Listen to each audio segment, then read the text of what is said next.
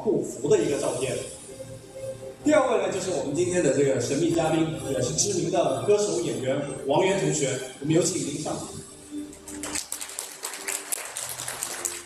我们知道这个王源同学非常致力于青少年的这个安全保护和发展工作这儿。那接下来我们有请这个 Talking Data 的创始人兼 CEO 崔晓波先生上台。那 Talking Data 是我们这个国内很有影响力的一款 SDK， 它的主要业务其实很多时候就是追踪和画像，所以今天我们要聊聊这个话题。接着我们请邦邦安全的董事长兼 CEO 汉刚先生上台。那这个邦邦安全是我们中国非常有名的这个安全企业，所以从安全防护的角度，我们看看怎么样去做这样的一个追踪的和画像的一个安全的一个度在哪里。感谢4位嘉宾，就是参加我们这个观点交锋啊，因为我们知道，其实如果说我们刨开黑灰产不说的话，互联网企业收集使用我们的个人信息，无非想做这么几件事儿：第一，识别我们；第二，追踪我们。那不同的场合追踪到我们的行为之后，它把我们形成一个画像。那有了个人画像之后，它无非是要做推荐，无非是要帮我们推荐，比如说把我们商品和广告推到我们面前。决策那就无非就是滴滴直接，比如我们打车，它直接把价格定给我们了，对吧？无非互联网公司，如果我们把黑灰产抛开不说的话，是要干这5个事。很重要的是在网络空间追踪我们，然后也给我们形成画像。所以今天呢，我们这个就要讨论这个除收集以外的环节之外，使用这个环节，这个我们的这个追踪和画像的度在哪里？那我准备了几个问题，我也希望这个跟各位这个嘉宾我们去一起探讨一下。第一个问题其实就是公众人物和普通用户其实都被 APP 追踪了，而且不同的 APP，我们在不同 APP 上面的操作的动作都会被这样的公司汇总起来。这样的行为是可以的吗？是可以被接受的吗？我想先请这个王源同学给我们做这样的一个感受，跟我们分享一个感受，因为您是公众人物，对吧？经常会被粉丝说这个。谢谢。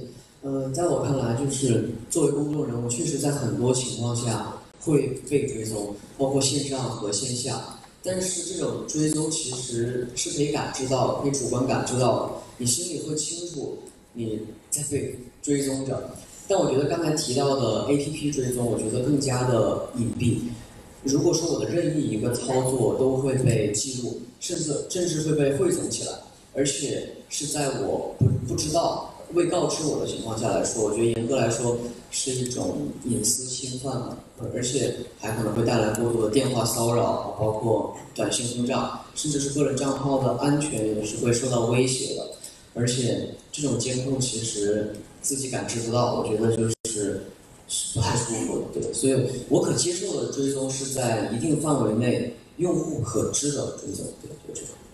谢谢。那我也想问一下这个崔晓波先生，因为SDK 很多时候都是追踪一些用户的动作，有时候并形成一些汇总画像。那您的公司是怎么看待这个度的把握的？对，首先如果是以追踪个体为目的的这种收集行为本身就是不可取的因为有很多这个法律框架它本身必须去遵循。在这个收集数据过程中呢，实际上是2个最重要的原则吧。就第一是正当性，就如果你这个收集的目的就不正当，就比如说像这个侵犯这个王源同学这个行踪包括隐私，这肯定有目的，它就不存在这个正当性。第二就是必要性，就是说经常呢我们会看到确实有一些他会做越权收集，其实他不需要收集那么多信息，但他收了那么多信息，这也是不可取的。另外就是在应用环节的话，其实还有一个原则就是最小化就是如果虽然你存了很多这种信息，但是你的应用原则的话，一定是最小化应用，就不能过度去应用。就刚才像主持人提到的很多那种商业行为，其实我们觉得很多情况底下它就会触犯这个边界。是。我注意到刚才王源同学说希望被感知的这个，对吧？至少我心里有个预期，我能够采取一些措施去预防它。但事实上，现在我们被追踪的话，经常是通过2个途径，一个就是人脸识别，对吧？现在摄像头无处不在，我们到一个商场里头逛了哪几个商店都会知道。第二个呢，在网络世界无非就是通过这个手机的识别码，我们的暧昧号。那手机识别码就好比说那个手机的一个设备的一个身份证，对吧？那由于你这个不同访问的 APP， 你的设备内容不变嘛，能够串起来，那同样人脸也变不了。当然，在疫情之前，我们知道很多明星是戴着口罩来防止说，哎，我被暴露在公众之中。那现在对于这2个特征被用来追踪，我希望听听几位的看法。我们先也是从王源同学开始。就刚才各位专家解释了几种追踪的方法，我也发现就是在这2年来，包括我自己使用，身边的朋友使用，人脸识别是越来越普遍了。我觉得确实是带来了很多的便利，但是很多人脸识别的结果是面向大众的，应用场景并不是涉及到公共安全的场景。就现在很多摄像头都具备了这样的功能，几乎是每一个人都会遇到人脸识别的场景了。但是每天遮上脸肯定也不是办法，好像听说现在戴口罩都能被识别出来。就在这种情况下，我觉得要通过人脸识别的方法追踪个人行为，对个人的隐私来说是有很大的影响。这种方式如果是大范围的应用于日常的话，我觉得是不太赞成的。OK， 那我想也请那个于伟先生谈谈，因为隐私护卫队的开篇之作就是他们用700块钱买到同事的定位、开房记录，对吧？那次18年的这个报道，掀起了我们对整个隐私的关注，对吧？那次报道是具体场景，其实很多时候也是通过我们人的身份账号去倒查，对吧？那我也想听听您在这个方面的一个看法。其实这个无论是人脸和手机的这个身份证号，这2个其实是一定性质的，应该是严格被限制的。它是没有特定的非特定场景下、非特定的需要是不应该进行收集的，尤其是人脸。现在人脸的收集确实是滥用了，即使是在特定场景下收集了这个人脸的信息，其实我们要特别关注它究竟是保存多长期限，它要进行删除。你说这个以前的时候，我们正常都摄像头，这个它有监控，它是不是1周、2周还是3个月，它就自动覆盖、自动删除了？这一个其实我们也是要这个关注，它一定要进行处理删除。另外一个人脸收集完的这个人脸，它不能留作他用，它不能再共享。OK， 其实几位嘉宾都谈到几个关键词，第一个是分目的。当然，这种用的是分场景。之后呢，就是如果在有些有必要用的时候，反而它要求应该它是准确、真实、可靠性的，是吧？是的。OK， 那聊完追踪的话题，我们接下来聊聊画像的问题。因为追踪的目的是给我们形成一个丰富的画像，对吧？知道你是什么样的性格的人，你兴趣爱好是什么，然后由此给你做推荐。那我想问问王源同学啊，您大概知道您的粉丝团大概是画像是什么样？是年龄段多少啊？他们兴趣爱好多少？或者说？另外一个相关的问题是说，您觉得粉丝对您的这个认识，实际上也是这种画像吗？是不是准确？当然，我也更想问问您对这个互联网公司给我们画像一个一般性的一个看法。对，其实说到粉丝，我觉得是这样，就是经常会听到别人说什么妈妈粉、什么姐姐粉、什么什么，我觉得这个就是给一些特定的粉丝人群画像，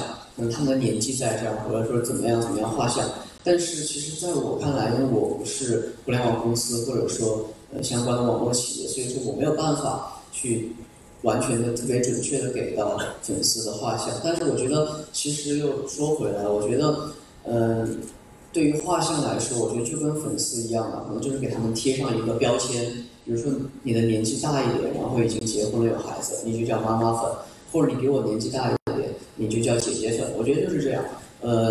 画像就相当于给每个人贴标签，如果标签贴的适当的话，服帖的话，我觉得是可以帮助到很多朋友了解到自己的兴趣爱好，帮助商家了解到客户的需求这样。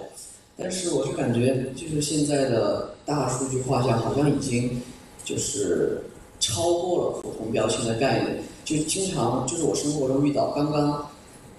聊到什么，或者刚刚搜过什么。就马上你的购物软件或者其他软件就给你推送什么，刚开始用还觉得挺方便的，但是到后来就想想，会觉得有点后怕了。而且这种，我就还在想说，这种画像的积累次数越多，会不会你的个人信息暴露就越多？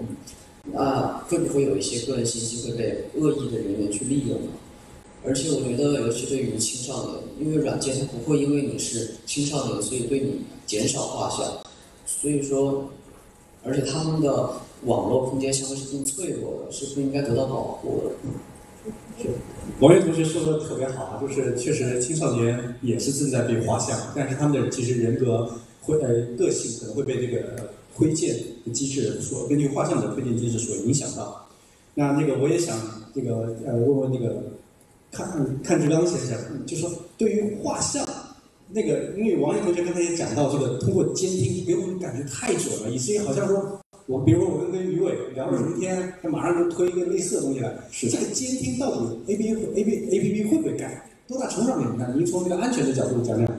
是的，我从技术角度来讲的话呢，就是刚才王源同学所说的这个现象是非常容易去做到的。那么监听呢，不但包括您的对 A P P 的操作动作的这种监听，你比如说您今天用了什么手机。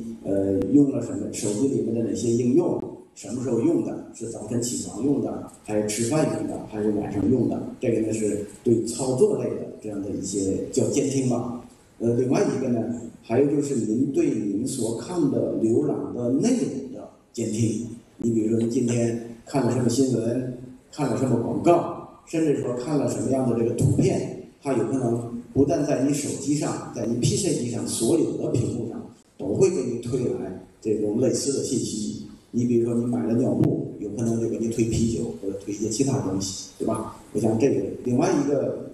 层面的监听，就是对你这种说话或者通信或者语音的这种监听。那么这个呢是非常非常之可怕的。你比如说，我跟王源同学在打电话，有可能就被监听了，甚至被录音了。那么这个呢就称作是间谍软件。对吧？我想在所以说总结一下呢，其实我个人认为，正当的企业对客户画像是可以理解的，但是呢，必须把画像的结果能够进行很强度的保护，对吧？你比如我们是4家企业都分别画像了，要有义务跟责任把画像的数据保存好，而不是说我们哥4个人商量就把画像呢进行汇总。那么这样的话，就形成了一个画像的叠加。那么在我身上的标签，有可能就有2000多个，对吧？甚至把我身上的所有的这一些特点都能够给画像出来。这个呢，就是非常非常之可怕的啊！谢谢。那时间关系啊，咱们直接进入最后一个这个问题吧，就是就像刚才各位说的，这个画标签、贴标签是不可避免的。那呢，现在由于这个无论是国际还是国内的一个主要的思路，就是说我们能不能给我们用户一个权利去控制这个标签的颗粒度，甚至说，比如说删除某些标签，比如说假设你看，我的一些这个浏览习惯，我不想被人贴上这个标签，因为会被人看见，所以我说，我们把它删掉。我们也在此啊，就是呼吁一下这个，就是通过各位的这个分享，就是呼吁一下我们看看我们互联网公司能给我们用户提供什么样的一个标签控制的机制？你觉得什么样是合适的？对我觉得实际上现在核心的问题是这个没有标准，第二就是不透明。然后这个因为很多互联网公司吧，出于这个商业或者经济这个方面的考虑，是他不愿意去公开他的所谓这个打标签的这个标准的，所以就整个这个环节是不透明的，所以把这个开放给这个消费者或者个人呢去看也是不现实的。为什么？因为同样的标签，它可能在不同的公司都代表着不同的含义。所以最有可能的第一呢，我觉得就是还是以政府或者行业协会为主导，对这个在某一类的行业里面的这种标签的这种定义吧，还是得做一些分级和这个分类的这种管理。这是第一，就是这个加工环节。第二，就在应用环节的话，也要进行监管。为什么呢？因为现在这个大数据杀熟的太明显了，因为你给这些人打了标签之后，实际上它就存在各种这个可能价格歧视，可能这个各种各样的问题，这个是需要这个监管部门这个进行去管理的。所以在解决这两个这个前提底下呢，实际上就是才能谈，就说得更多的把这个控制权交还给这个消费者，就说消费者有这个能够删除，或者我们叫opt out，就是不让要求不被追踪，要求去删除自己的隐私数据等等这样的一系列的这个动作所以我理解就是接下来是这2步，就路还很长。